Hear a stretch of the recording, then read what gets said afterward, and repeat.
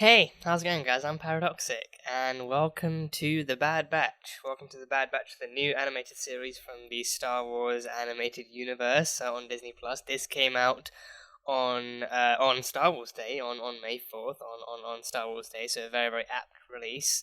And this, I believe, is a series taking place after the Clone Wars, after the entire kind of Clone Wars series, that whole story, kind of like backdoor piloted by that show itself, and now it takes place after this. So I've checked fairly thoroughly.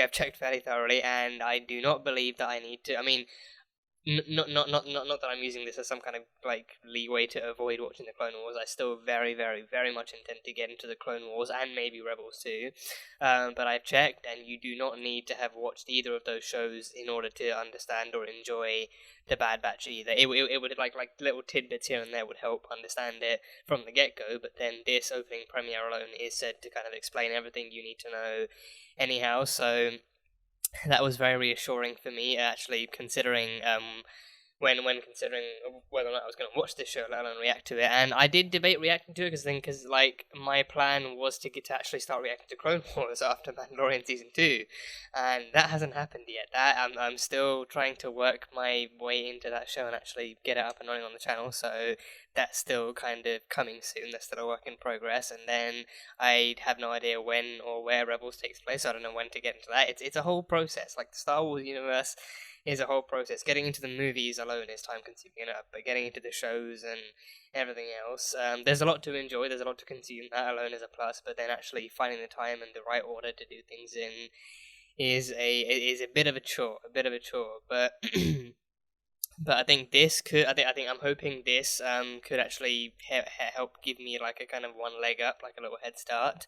Ironically enough, given that this is the more recent and the one to come out after both of those shows. But I think Clone Wars has ended. Clone Wars actually did reach its kind of series finale, and this again this is the show.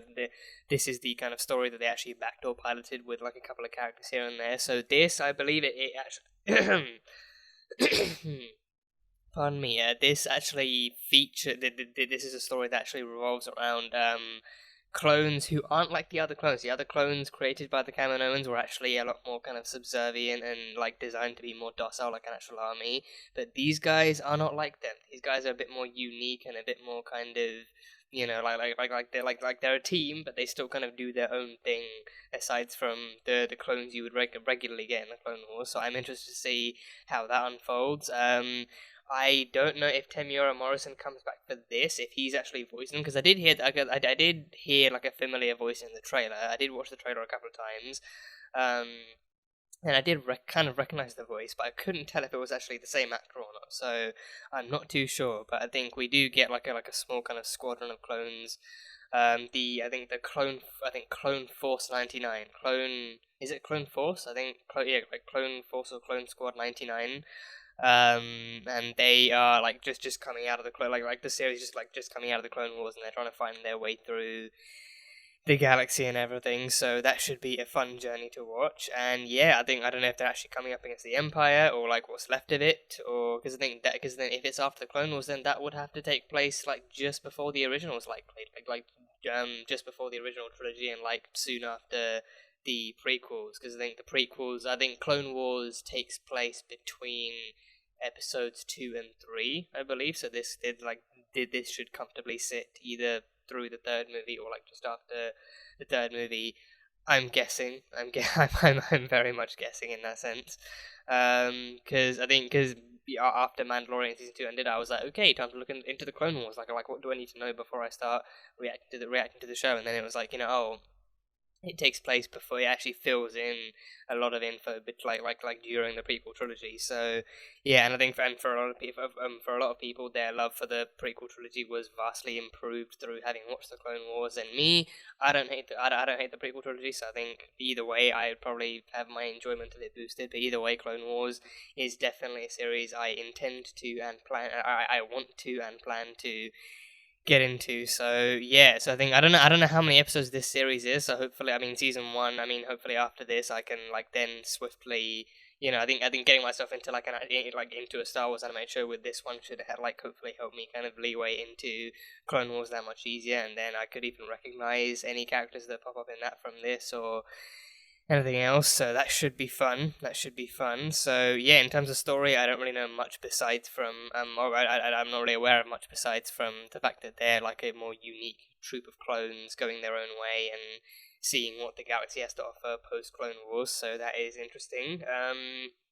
And Fennec Shand, of course, that's the only other name and character I know is going to be in this show. Fennec Shand, played by the lovely Ming-Na Wen in Mandalorian season 2, definitely. She was also in season 1, debuted in season 1 and then continued into season 2. So I think I don't know if this is set after. I think this can't be set after the Mandalorian, because I think Mandalorian takes place after the sequel. So I think this after the originals even. So this one must be maybe like an introduction to her character, like what happened to her before we even see her in the Mandalorian. Huh. Okay. Yeah. Okay. That makes somewhat more sense. So, okay. I mean, again, I'm guessing it takes place after the prequels. I could be completely wrong. It could still be like the Mandalorian and take place after the originals. I don't know. I just have to wait and see.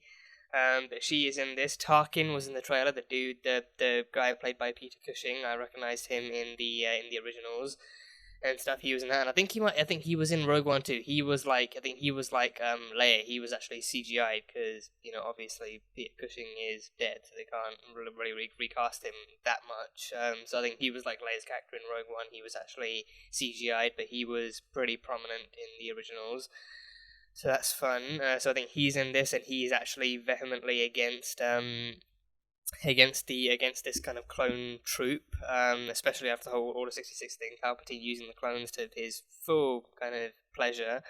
So I think that must mean that I think that they are either. I think to me that means that they're either.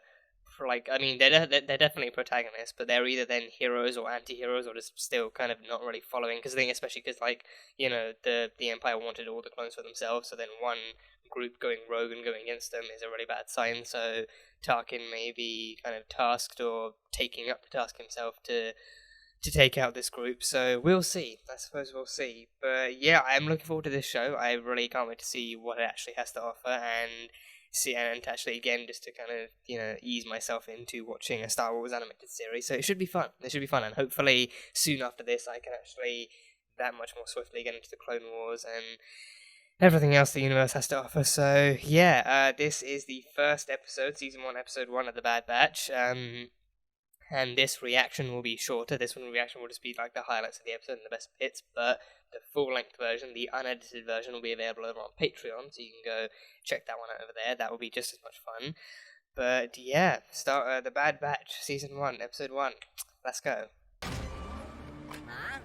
Hey, stop that! The stabilizers. Hey, stop it! Stop pushing her. Hey,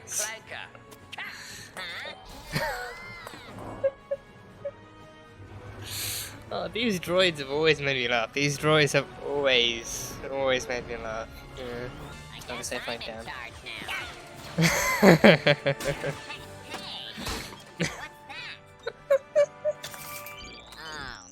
Oh no. The second you realize you're dead. Execute Order 66. Oh, this is when Order 66 happens. Oh no. Oh no. You must run! Oh god. Oh no. Oh no. Oh, she's taking hits. She's taking shots.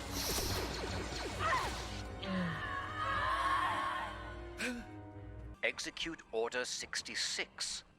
Yeah, I heard that too. What's Order 66? Yeah, they're immune. I am not They're certain. immune. Okay. Echo, Tech, talk to the Red Captain. Find out. Well, I don't know if immune is the right word, but they're not Crosshair, you like and I will track down the as kid. susceptible Nothing to that happens. same order. Come on down, kid. We're here to help. No! Liar! Stand down until we know what's going Oh, Crosshair, no! You're meant to be one of the good ones. Soldiers follow orders. Oh, God, Crosshair, why? Why would you do this? No. Oh, jeez. What are you doing, Crosshair? This isn't... Oh, jeez. No! Oh, can he make it? Oh, he makes it. Okay, he makes it. Oh, don't. Why do you have to do an extra scan? Don't do an extra scan. No need to do an extra scan. Well, usually when someone falls, you look down, not across. Well, some of us don't like to watch. I don't have any good feelings about Crosshair. I don't feel like I have any good feelings about him. For clones, these guys do actually look different too. My guess is we are immune to the effects of the programming. Yeah. Okay, immune is the right word then. Immune is the right word. My name's Omega. I was Omega. wondering when you guys would come back. Is she a clone too, or is she actually like her own original design?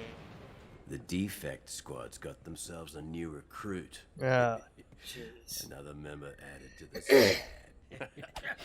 What the? Oh, damn. Who threw that? Oh, shit. Oh. I did.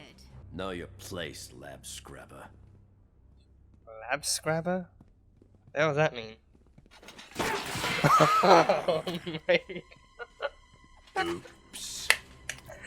Oh, God, that was Wrecker. Oh, God, yeah, Wrecker just... Omega throws bread and bowls of soup, Wrecker just throws whole trays at you. Are we really having a food fight? Are we really having a Star Wars food fight? Oh, God. Oh.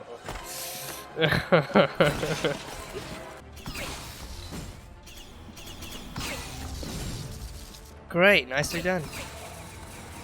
Now he has a great vantage point too. Yeah. So what's he actually? What's Tarkin actually looking for then? Like their teamwork or their efficiency in killing, or what? Live rounds could damage my clones and my facility. For which you will be fairly compensated. Do it. Live fire. How bad is live fire? Is it just like, is it rapid fire? Oh boy. Oh god, no. Wrecker's been shot. Not a good sign. Yep, live rounds. Oh, I hate hand signals. Perhaps if you memorized them. You memorize them. I have. What we did on Pollutia.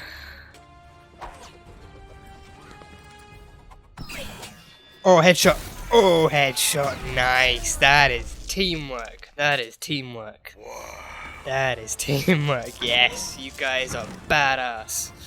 Yes. One would assume. Assume nothing. Only the General's death is confirmed. Caleb is still out A there. counter report filed by one of their own says the Padawan escaped. Yeah, by Let's see where the Crosshair. loyalty of By these clones Crosshair. truly lies. Yeah, because he was doubtful from the beginning.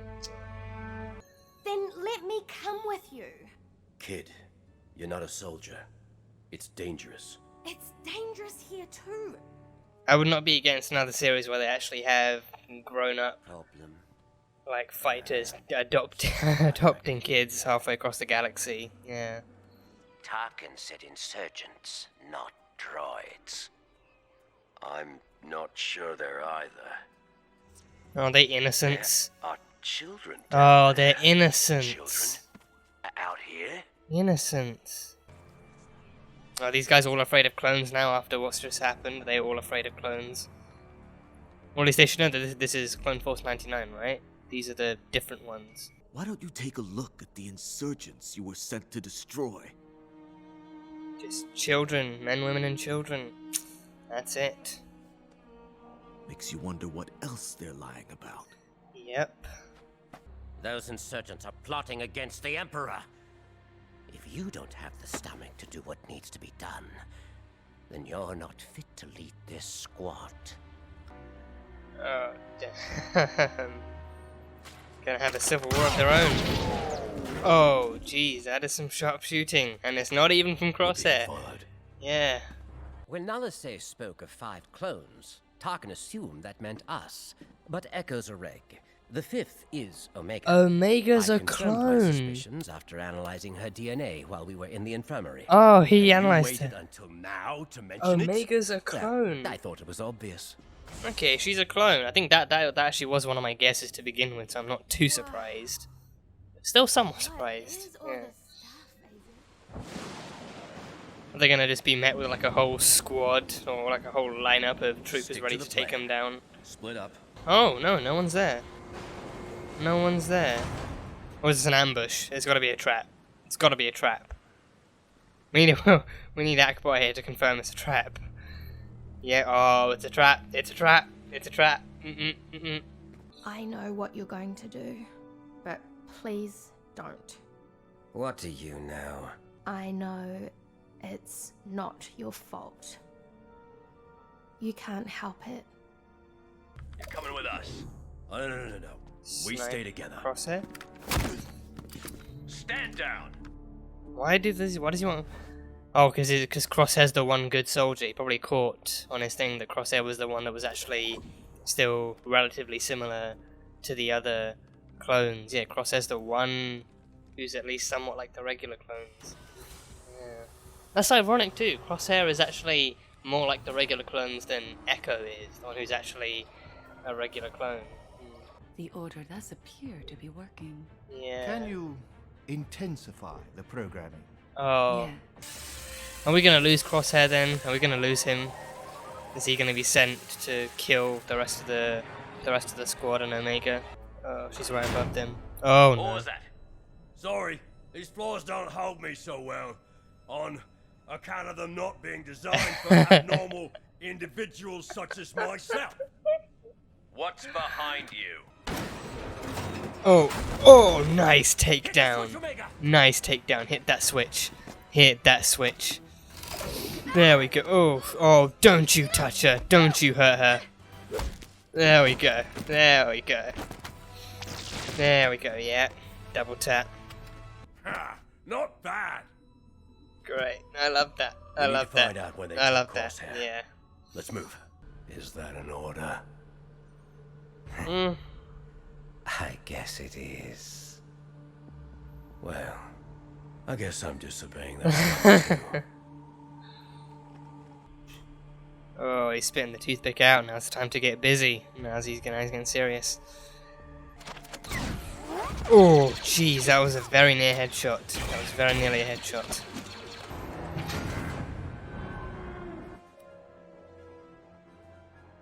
Oh, the Kaminoans ahead of them. The Kaminoans, oh, they're helping them escape. The Kaminoans are helping them escape. Oh, yes, Omega grabbed that blaster. Omega grabbed that blaster. Oh, yes. Oh, Omega got him. Omega got him. Look at her. Oh, she's good. She's good. She's so good. Oh, she's so good. She even caught Crosshair off guard. I mean, he managed to dodge it, but still, her aim was on point. Her aim was on point. Oh, you found my Lula! Oh, Lula. Oh. Lula. Oh.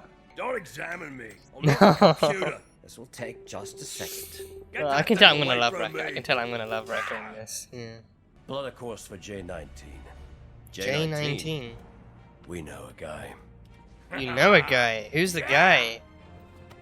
Strap in, What kid. guy do you know? You're not gonna wanna miss J19. this view. I don't even know what the J could stand for. Jakku, maybe? Jakku? That's the only other J I know. Jakku. No other J's come to mind. But Omega's with them. Omega is with them. They are continuing that trope of Star Wars dads actually adopting kids along the way. Yeah. Created by Dave Filoni. Okay, yes. A lot of faith in this series then. A lot of faith in this series. There's nothing at the end. That is... Okay, there's nothing at the end. Okay. Just gonna let that run in the background though. So yeah, that was a very, very heavy... I think this was actually, like, this series premiere was actually kind of promoted as like a 70, kind of like a fairly long premiere compared to what the rest of the episodes will be. So it definitely felt long. It felt like it really packed a lot in, and it really gave us a lot of story and character, which was good. Which was a really, really fun and kind of somewhat heavy, but still easy to consume kind of intro. So that was good. And yeah, I think what interested me was I didn't think we'd actually be seeing Order 66 play out, like us actually have being able to see Order 66 playing out in real time as it went down. Is because I think I haven't seen. I think because what one of my plans was after Mandalorian, I actually rewatched episodes 1 and 2, like movies 1 and 2, to refresh my mind before Clone Wars, because again Clone Wars was meant to take place like between 2 and 3, so I was like, okay, I'll rewatch the first two of the prequel trilogy, then go into Clone Wars. But then even then, it's been a while since I've actually seen them, so I think even then the Order 66 stuff isn't meant to happen until Episode 3. So I don't know how visually or how it goes down in the movie. So I wasn't really expecting like a live play-by-play in this one, but in this one, it hit me. It really hit me, and I was like, just damn, they really actually didn't. I think it's meant. I think it's more than anything. It is meant to be like more of like a refresher though, of like exactly when and where this takes place, because it's not meant to be. It wasn't it I was thinking, oh, this might be a flashback, and they might cut back to somewhere more in the distant future, and then they're actually on the run, maybe, or they're actually trying to find their way again. But no, it carries on almost like pretty much directly from that. So pretty much directly from the end of the Clone Wars, or at least like the end of Order 66. So yeah, that was tough. We lost the General Balaba, the Jedi Master General Balaba. We lost her.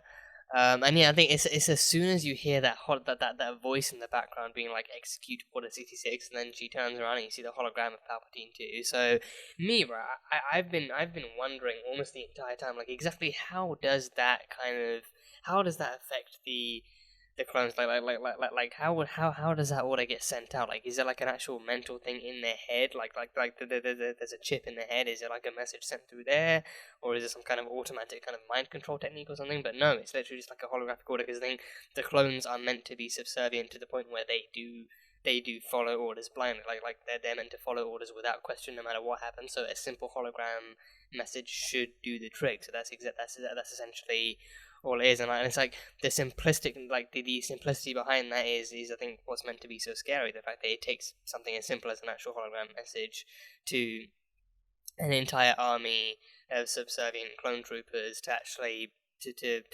create such like an event of mass destruction and near genocide and everything. So it works as simply as that, because that's exactly what the clones are meant to be able to do. So yeah, so as soon as that happens, all hands on deck, everything goes off the rails. So then we hear her die. Like, we see her taking shots and cowering and being unable to block the blaster shots as they go down, and then we see Caleb's reaction. I think Caleb actually reminded me a bit, especially with that little one thin strand of hair that just gets tied up. He reminded me a lot of Obi-Wan, and Obi-Wan was referenced in this. Obi-Wan did defeat General Grievous, so that was referenced in this. So that was fun. So Caleb actually made it. Caleb escaped. Caleb did escape, and I think it's Crosshair not like Crosshair actually being willing to take him down surprised me, and that seems like it's going to be a whole thing too. In this episode it was a whole thing. But Caleb did escape. So I'm hoping we can run into him further down the line at some point, but how they continue to explore him is an entirely different question. But I am hoping they actually bring him back, in the near future of this season, if not the series. So I guess only time will tell. But we meet the team, the Clone Force 99 squad. So they are Crosshair, the sniper, the sharpshooter, the hunter, the one with enhanced senses, and also the leader. There's Wrecker, who's the hilarious brute, frankly hilarious brute. Tech, who's the equally hilarious kind of genius of the team, the intellectual one. And then there's Echo, who is actually a reg. Echo, who is actually like a regular one. But like previous kind of accidents and damages he sustained have actually kind of like almost like wiped out his original programming, so he's that much less subservient than like an actual reg is. So so I think his one isn't as much, isn't a mutation, I don't think, as much as it is just like actual like damage being kind of being culminated into this overall kind of result, which is him just not retaining like the original programming, or at least like not retaining the strength of the original programming, so he's not affected the same way. So there's that. So yes, all these guys, like I think like I think their personalities and their kind of identities and their just overall like presence on the team is so well explored and done in this season opener alone, in this series opener alone. It's so well explored and so well executed.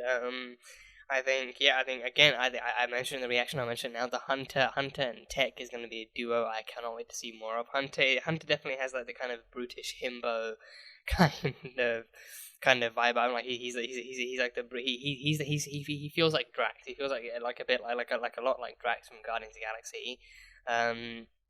But in general, he just seems like that kind of guy. Like he just wants to blow stuff up and kind of stuff. He's very much like the violent one. He enjoys getting into fights. He enjoys fighting. He's just what he's good at. And especially like that one scene in the cell where like Tech is like actually looking for soft spots in the wall, and then he actually points to and then he gets Wrecker, and he actually did I say Hunter already? I think I meant Wrecker. I don't know why I keep getting Hunter and Wrecker confused. I don't know why. Probably because the same like endings, like Hunter, Wrecker, and stuff like that. And Hunter, Wrecker could be like similar-ish kind of names. I don't know. But either way, Wrecker and Tech. Like that scene where Tech is actually exploring soft spots in the wall, and then he actually gets Wrecker to actually punch a hole in one of them, like that kind of like brute, paired with like intellectual kind of teamwork is actually really kind of cool to see, and like their their kind of partnership overall is really cool too. Like again, like that kind of like the one who's more brutish and more of like a hands-on fighter compared to the one who's more intellectual and actually uses his mind to actually get in and out of situations. Like that kind of pairing is actually, I think it is somewhat commonplace, pretty commonplace, but it's still cool to see nonetheless. So and their personalities as a whole kind of mesh really well. Like I think Tech just has that kind of sarcastic genius vibe about him that's really easy to kind of like vibe with and really easy to see. And then you got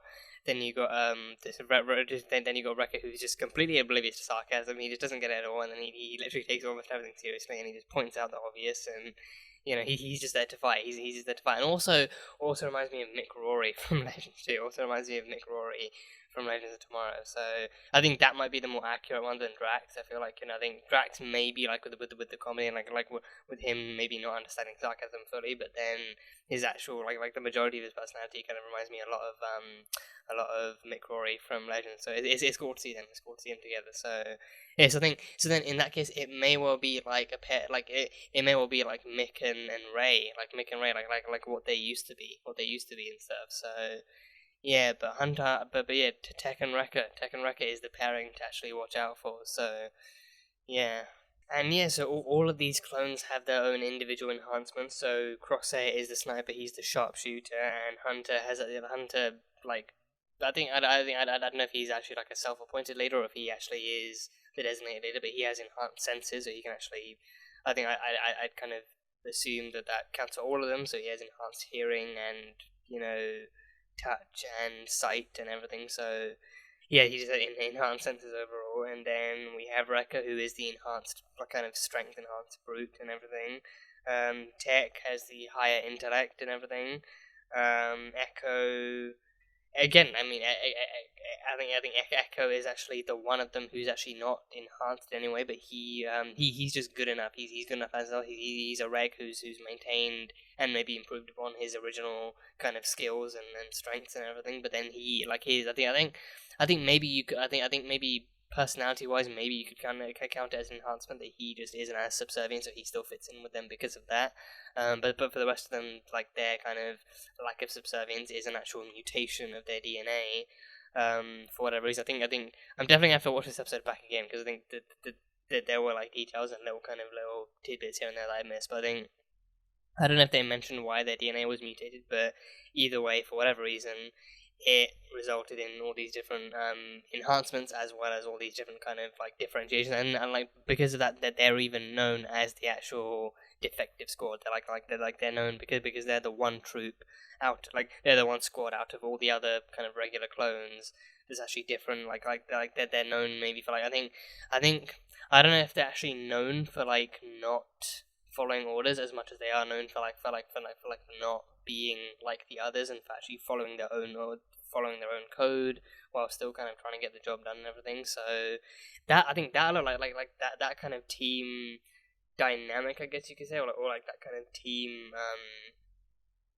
the existence of that kind of a team alone, I feel like could actually offer some great kind of story points and story kind of arcs, and to see how they interact with other clones and how they actually interact with like this kind of new galaxy around them in the wake of Order 66 and everything, and coming across other Jedi and clones that they just kind of refuse to kill, but then instead of killing, they actually help people along the way too. So I think that alone makes it like a great story to watch as it unfolds and everything. So yeah, and yeah, Crosshair was the only one of them willing to actually follow orders and follow orders and to follow Order 66. So I think and he's still alive too. He's still alive. So I think again he may well be serving as the primary kind of antagonist of this season at least, and actually proving to be like an old friend gone bad, like that kind of storyline, that kind of arc, like an old friend gone bad, and it's also because of the fact that Tarkin, I think Tarkin actually saw in him, or maybe it was because Crosshair actually did like a report to like the Jedi actually having escaped, and also having escaped because of Hunter. So he actually filed that report, and so I think because of that, Tarkin actually sent some subservience through like remaining in him, and then actually used the Kamino's technology to actually increase that and fully convert him over to their side and make him a fully subservient clone again. So I think he'll be maintaining. I think Tarkin will kind of try and like make him maintain his identity and his appearance and everything. Like he will still kind of keep him being being Crosshair, being like sharpshooter, but then like his enhancements will still be there. But everything else, like he's now fully on Tarkin's side, he's fully on the Empire side, he works for them, he's going to try and he's probably going to be sent to actually hunt them across the galaxy as they go from place to place and as they go trying to find their way and everything. So he's going to be the one hunting them down and trying to kill them at every kind of stopping point. So again, like that whole kind of dilemma and like story of like an old friend gone bad and now hunting them down is gonna like feels interesting to see how it changes them and how it actually makes them continue on this journey. So yeah, and I think the irony behind that is inescapable too. Crosshair being one of the non-regs, being one of the ones who was actually kind of different from the start, but then ending up being more subservient and more susceptible to that kind of programming than Reg, who was actually one of the originals, and to Echo, who was actually one of the originals and one of the Regs, but then he actually still maintains his connection to the team and his actual kind of his actual individuality and everything. The irony is inescapable. So that is. I think I'm wondering if actually they might make Echo kind of explore more of himself through that, the fact that he is one of the Regs, but then because of what happened to him, because his original programming was wiped out, maybe that actually helps him feel like he connects more despite having no other kind of DNA mutations like the rest of the batch. So he's the one kind of egg that went kind of. I don't know how to I don't know how you would describe that. Like he's the one egg who just kind of got lucky. I guess he just kind of got weirdly lucky. Like he didn't really he actually sustained so much damage that his original programming was wiped out. But then he still, I feel like does that still fully stop him from actually wanting to be with the others though? Because then he still connects to the team, but then. I don't know if there's actually anything else kind of stopping him from actually wanting to follow the order. Because then with Crosshair, he actually still had he had the inhibitor chip. So I don't know if all the clones have that though. If all of them have that, or if it's actually just the enhanced clones, because I think, yeah, like the enhanced clones have DNA mutation. I'm definitely gonna have to go back and watch the episode again and see what else they mentioned. I think like they also mentioned that there were actually more advanced clones way back when too. So I think like there were more, but now there's only like 5 of them, and Reg definitely isn't one of them. So that is how the Omega reveal happens. That's how the Omega reveal happens. So I'm kind of curious to know if Echo actually has a chip in his head, or if he's like if he kind of definitely just feels more loyalty to the team and to their code and their ethics more than Crosshair does, and Crosshair is just kind of lucky enough to have been handpicked by Tarkin to go to undergo a full conversion kind of thing, or what. But yeah, that's the irony. That's the irony of those two. So that's that. And Echo apparently also blew up in front of Tarkin too, so he actually wasn't gonna. I think that must be a previous series reference, like maybe Rebels or Clone Wars or something. Apparently he blew up in front of Tarkin, or he blew up and then he actually became this. I think that must have been, again, like that must have been like another one of his injuries. I mean, if you blow up, then that's pretty damaging. Pretty damaging. I think that it might be like one of, if not the bigger injuries that he sustained. That then I think blowing up maybe would actually be like the final shot, like blowing up and then maybe somehow ending up being put back together, and then the original programming is gone, and then he's now Echo, originally a Reg, now he's one of the Bad Batch, and he's with them, and he's willing to help fight their battles and stuff like that. So that was a cool enough reference that I have yet to see. And then yeah, we meet Omega. Who is a clone. She is a clone. Which kind of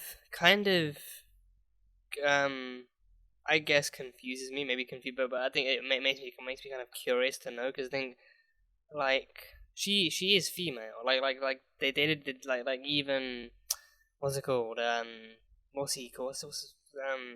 Tech, even Tech's kind of initial scans of her at the beginning, like when they met her in the corridor, it identified her as like a female. So I mean, to my knowledge, all of the clones that the Kaminoans created of Django are like they are meant to be him, like they are meant to be male. So I don't know if they actually intentionally created a female clone, or if she somehow ended up being, I don't know how she would be produced from him being female, because I think cloning, I think because they are like the masters, like the actual specialists of cloning, so the specialists of cloning. So I think they could they actually made sure, I think, to create like an all male army, and unless there are female clones I don't know of in the Clone Wars. I have to watch that series to see how in depth that goes. But I think that one's. I mean, but then I think maybe that one could be more like a personal clone, because they did create Boba as a personal clone for Django. Django actually wanted a personal clone for himself, like an actual son,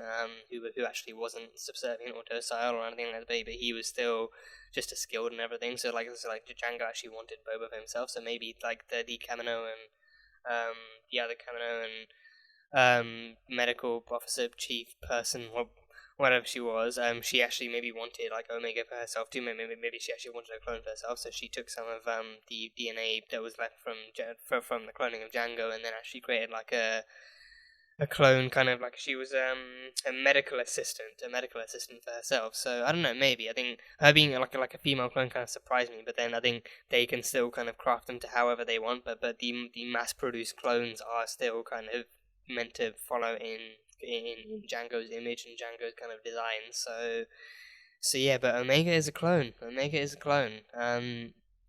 She is also a badass based on that ending. She's also a badass. She's I think her being a clone, because I think the clones are designed and kept in mind. I think the baseline of the clones would be that they can actually handle themselves, but then the actual clone army is specialized for war.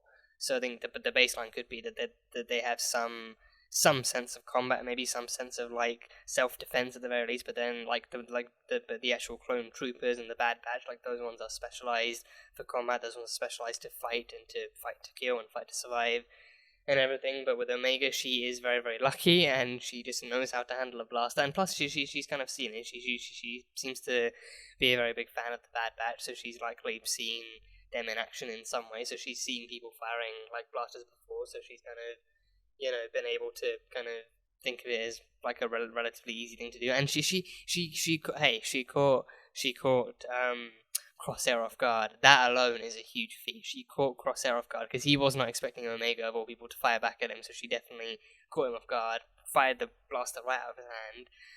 And then even afterwards, even though he was actually fully aware of her afterwards, and then dodging her future blasts, her aim was still on point. Her aim was still kind of following him around the hangar bay and everything. So her shots are on point, and she knows how to shoot, and she also and she knows how to aim too. Like she already has those on lockdown, so she can easily provide cover fire in some way, even if she can't directly fight. But yeah, Omega seems very, very cool. She is an enhanced. She is also an enhanced clone too. So I don't know if Tech actually mentioned what her enhancement was. Maybe like not precognition. Maybe because I think he mentioned that enhanced kind of awareness, or like enhanced kind of like her being aware that something wasn't quite right with Tarkin, and like her being the one to warn Hunter about oh, Tarkin doesn't really like clones, so I don't know what he's planning, but just be careful out there. Like maybe her kind of like an enhanced kind of anxiety, maybe, or like an enhanced kind of like a clairvoyant. Like I don't even know. I don't even know if calling it clairvoyance is the right thing, or like an enhanced cognition, or like just her kind of being like that much more aware, like her being ultra perceptive to her environment, and her being give me a second. Her being that much more perceptive towards her environment, and therefore being able to come to more stable, more accurate conclusions about what the future might present. So her being enhanced in that way. So her maybe in that sense having an enhanced mind, but not to the level of Tech. Like her maybe just kind of being able to predict the future more accurately based on the people and the kind of setting of her environment too. So, and like her kind of like anticipating the Kamino.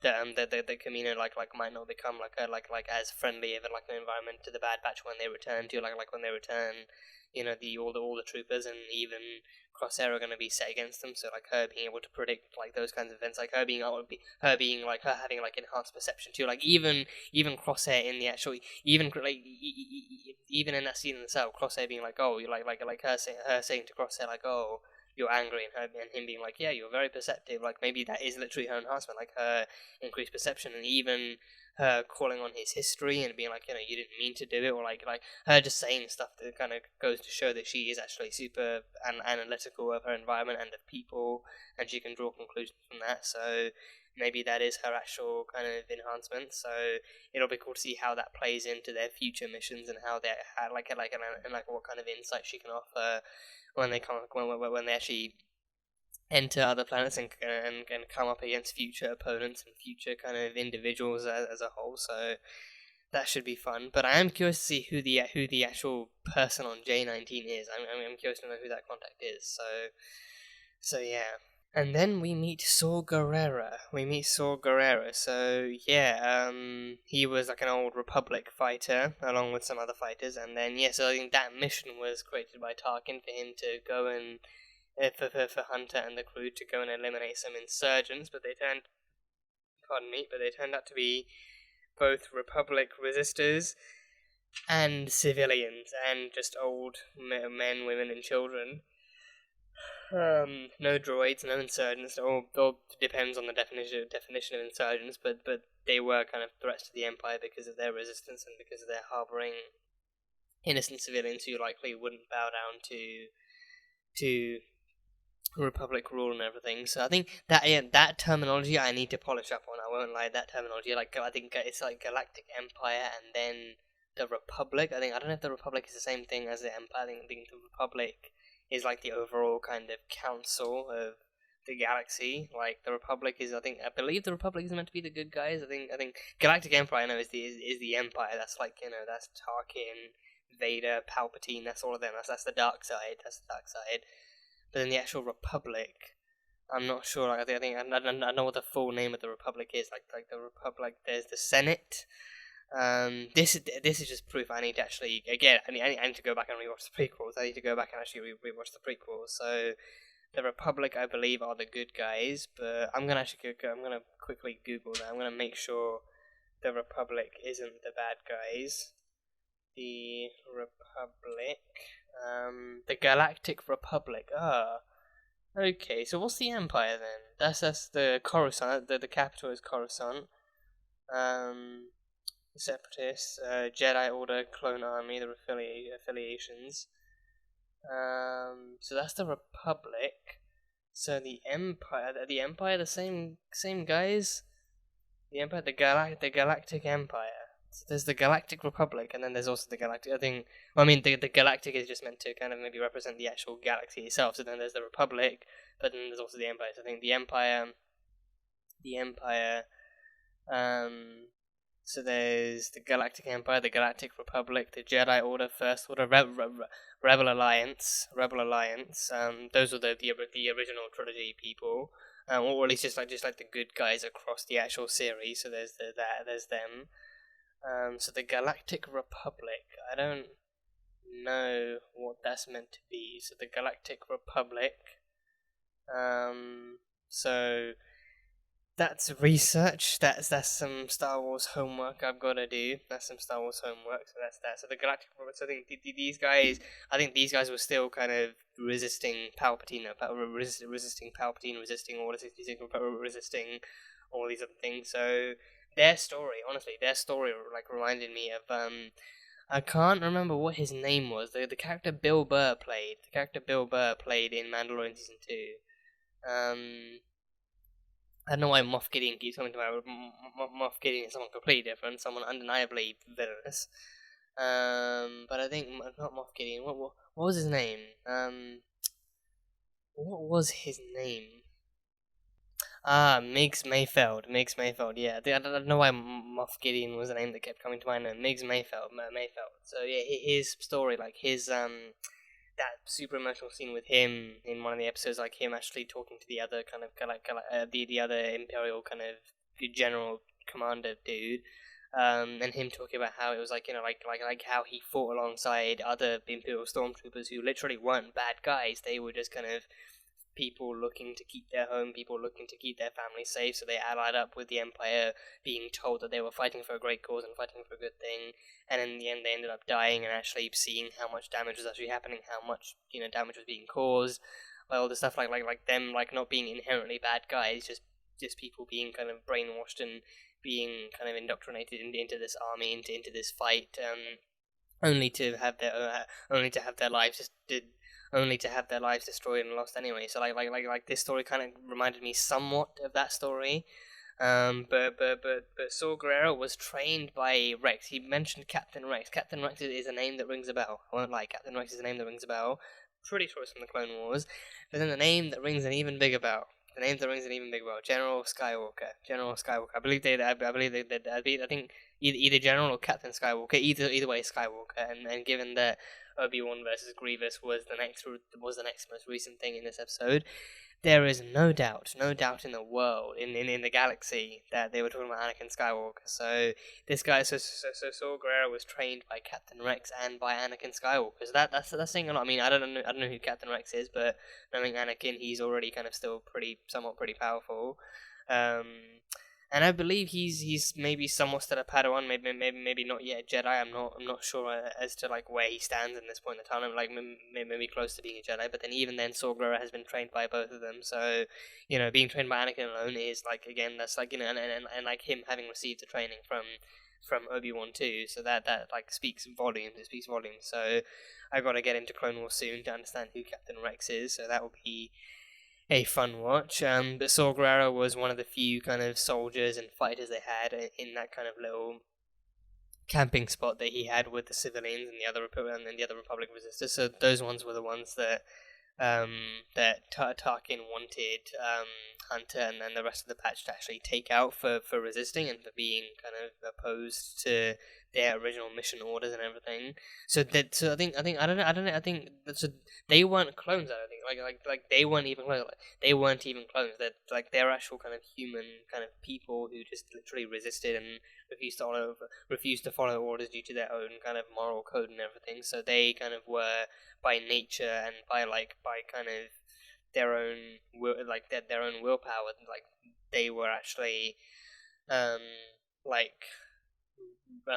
resistant, but I think that's also like an interesting trait to see, to see if it will become, the same with the Bad Batch, to see if they will actually, to see if they will evolve, like if their resistance and their lack of subservience will evolve from mutations in their DNA to an actual moral code, to see if they'll actually start to see the damage caused by the clones, to see the damage caused by the Empire, and if they will actually start to kind of relapse and be like, we may be clones designed to follow orders blindly, but we're not going to be that anymore, and it get like that kind of character trait like evolves from an actual kind of difference in their DNA to developing an actual moral code, and to developing into actually wanting to help people, wanting to do some good, to see if that is the path they go down. So that'll be fun. But yeah, so we met Saul Guerrero, and then he gave them the opportunity. He gave them the chance to either kind of to actually. I think he said. I think I can't remember the exact words, but I think he actually said like improvise and adapt from the old ways, or die still maintaining the old ways, and actually die with the clones. To die to I was so close to finishing my sentence. No, like to improvise and adapt and survive. To adapt and survive, or to die with the old ways, essentially. So they walked away. They actually parted ways. But I think down the line, like they will actually eventually reunite, and Hunter will actually decide to side with them, and actually to help them get through battles in the future, and actually help them survive, and I think that could be the first of many steps in actually doing some good, and actually evolving into moral clones, into clones with an actual kind of code and stuff like that. So again, it'll be a super interesting journey to watch. So yeah.